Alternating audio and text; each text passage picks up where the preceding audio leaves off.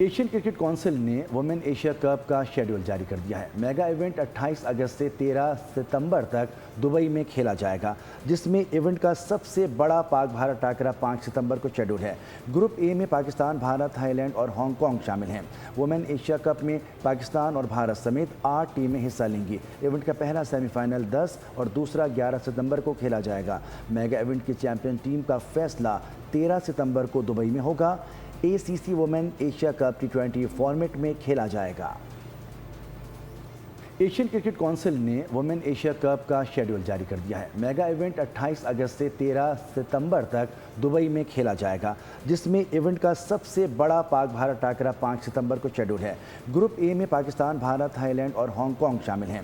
Women Asia cup में पाकिस्तान और भारत समेत 8 टीमें हिस्सा लेंगी। इवेंट का पहला सेमीफाइनल 10 और दूसरा 11 सितंबर को खेला जाएगा। मेगा इवेंट की चैंपियन टीम का फैसला 13 सितंबर को दुबई में होगा। ACC women Asia cup T20 format में खेला जाएगा।